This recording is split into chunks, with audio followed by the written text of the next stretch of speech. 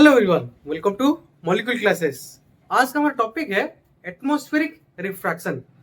अब ये atmospheric refraction क्या है?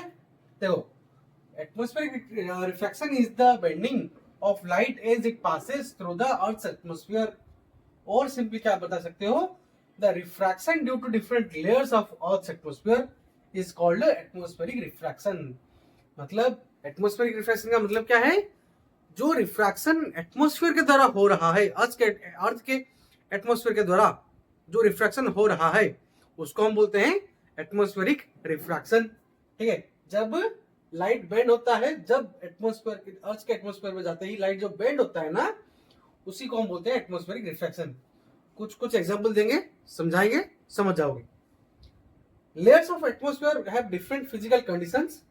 मतलब जो फिजिकल कंडीशंस मतलब जो कोल्ड एयर, वार्म एयर, वो सब। ठीक है, तो the layers of atmosphere have different physical conditions.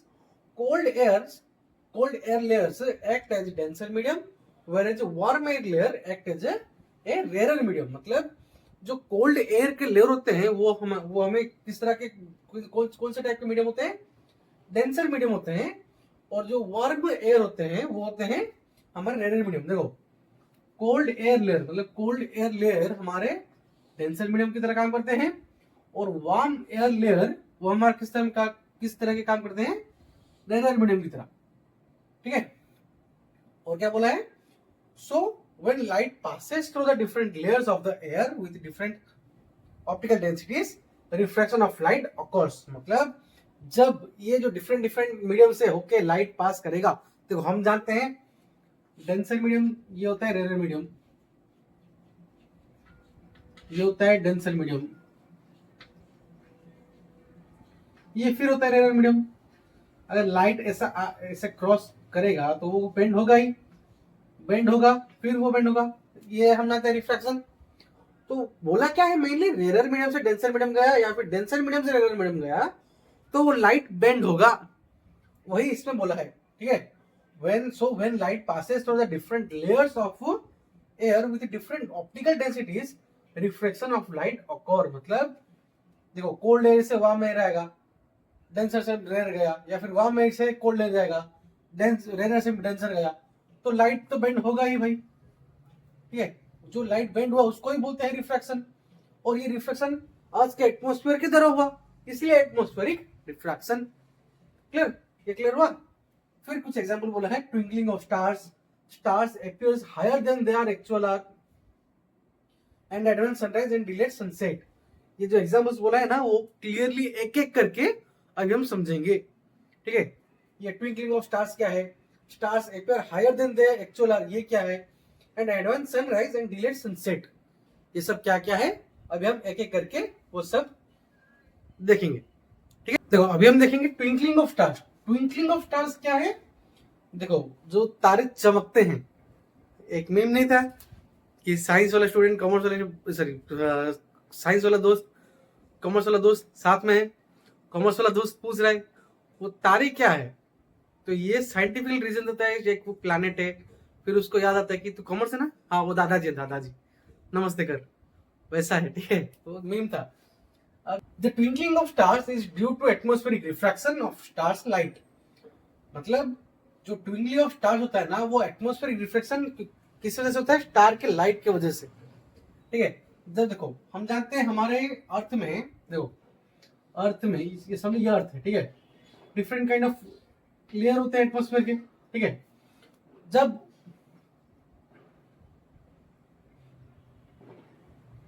ये अर्थ हुआ, ठीक है, इसमें जो डिफरेंट काइंड ऑफ लेयर है वो आ रहे जा रहे आ रहे आ रहे इधर आ रहे, बेंड होते होते आ रहे हैं, नहीं बेंड होते आ रहे हैं। ठीक है, तो वो जो बेंडिंग, वो जो बेंड हो रहा है, रिफ्रैक्शन हो रहा है, क्यों? Due to different optical densities of layers of air. जो डिफरेंट डिफरेंट एयर के लेयर्स होते हैं वहां पे डिफरेंट डिफरेंट ऑप्टिकल डेंसिटीज होते हैं, वहां पे वो जो बेंड होते होते आ रहा है, इसी से जो continuous changing in physical conditions of the atmosphere results in reflection of light which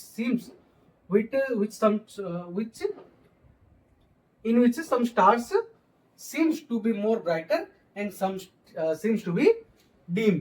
मतलब देखो, इसी वजह से जो डिफरेंट डिफरेंट लेयर के डिफरेंट डिफरेंट ऑप्टिकल डेंसिटी से। वो जब लाइट आ रहा है वो देखो रेयर से डेंसर, डेंसर से रेयर, रेयर से डेंसर, ऐसे ऐसे होते होते बेंड होते होते आ रहे हैं, रिफ्रैक्ट होते होते आ रहे हैं। वो जो रिफ्रैक्शन होते होते आ रहा है वो हमको दिखा रहा है कि स्टार क्या कर रहा है। देखो वो सबसे पहला वो समझो एक डॉट लाइक स्ट्रक्चर, ये ऐसा एक स्टार है, वो साइन कर रहा है। वो अगर तुमको मैं अभी देखो सिंपली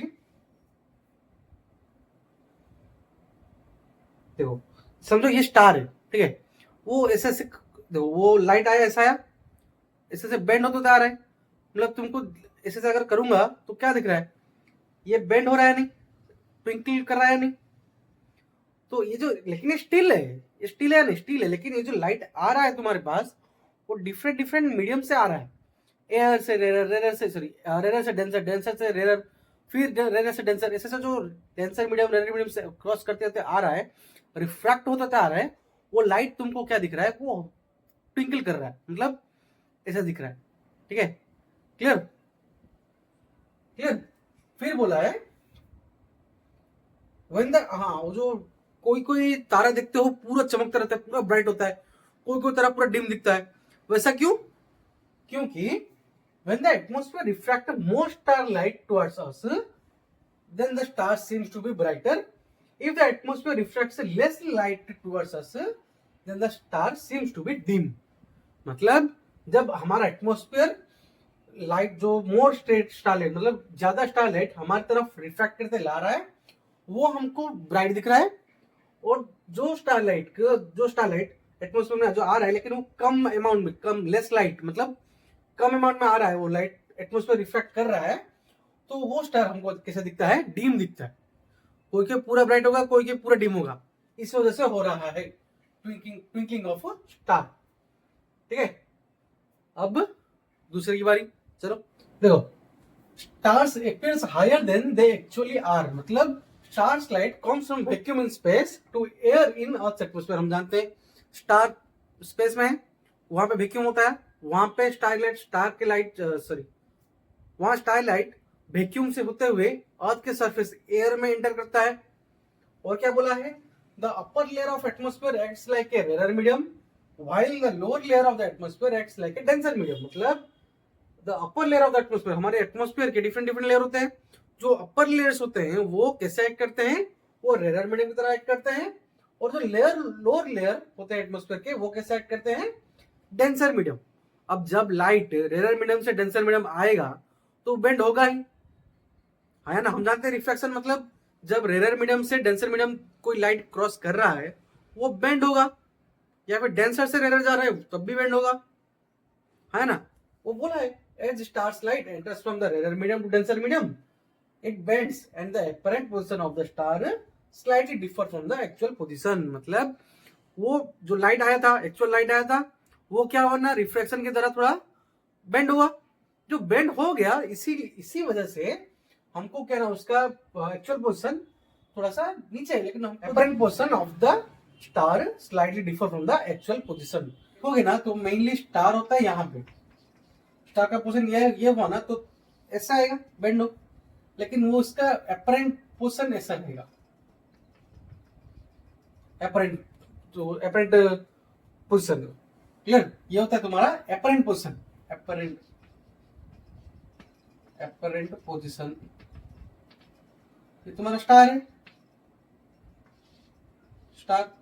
ठीक है, तुम यहां से देख रहे हो, ये है तुम्हारा अपरेंट पोजीशन, ये है तुम्हारा स्टार। ठीक है, इससे होता है stars appears higher than they actually are. Clear, ये पूरा क्लियर हुआ। फिर आया तुम्हारा एडवांस सनसेट। ठीक है, एडवांस सनसेट क्या है देखेंगे अभी। तो अभी हम देखेंगे एडवांस सनराइज।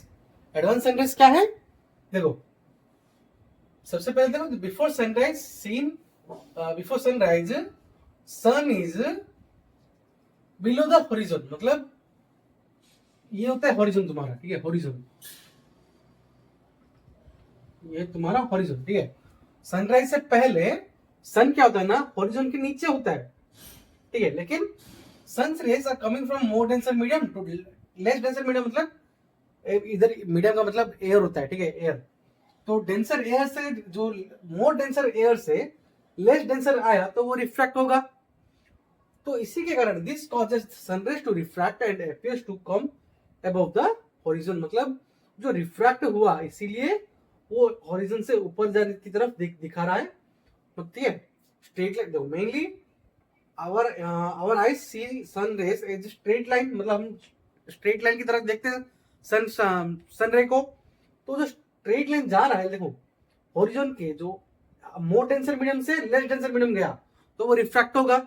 रिफ्रैक्ट होने के बाद वो हॉरिजॉन के ऊपर हमको देखने को मिल रहा है। तो इसीलिए हम क्या करते हैं ना, so and it appears to us that the sun is risen but it has actually not yet risen. ठीक है, मतलब हमको ये अपीयर्स मतलब हमको वो दिख रहा है कि वो हो रहा है, लेकिन वो अभी तक हुआ नहीं है। क्यों?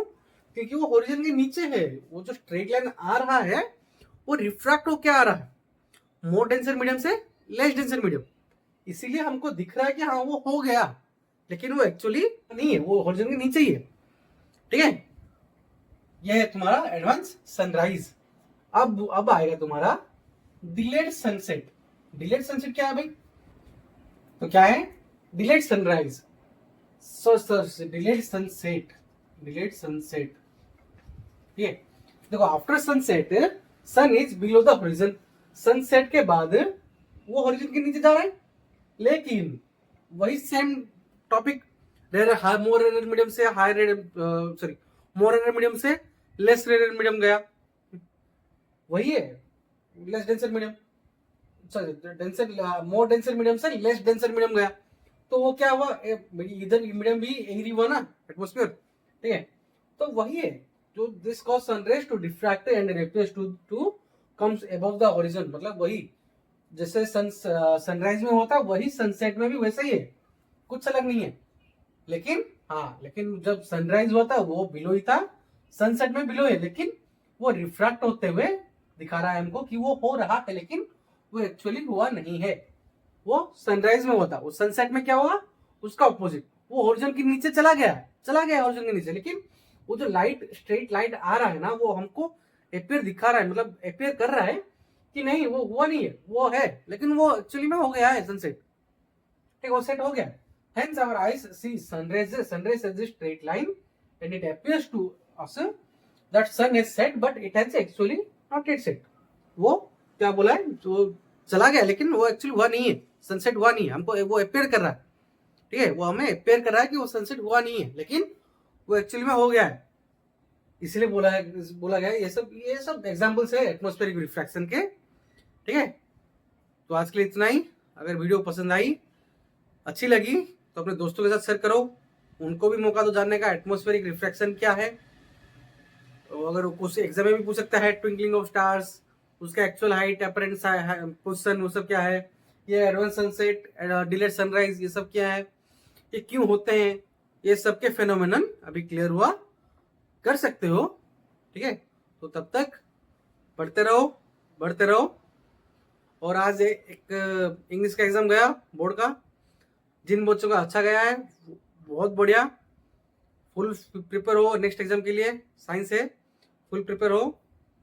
और जिन बच्चों का अच्छा नहीं गया है अभी भी टाइम है, एक खराब हुआ ना, होता है, एक सीढ़ी से गिरे हो, एक सीढ़ी में, एक स्टेप में, और एक स्टेप है ना, उठो चलो, मतलब बुरा मत मानो, जो हुआ हो गया, चलो उसको छोड़ो, नेक्स्ट कैसे अच्छे से प्रिपेयर होगे वो ध्यान से पढ़ो। ठीक है, तब तक बाय।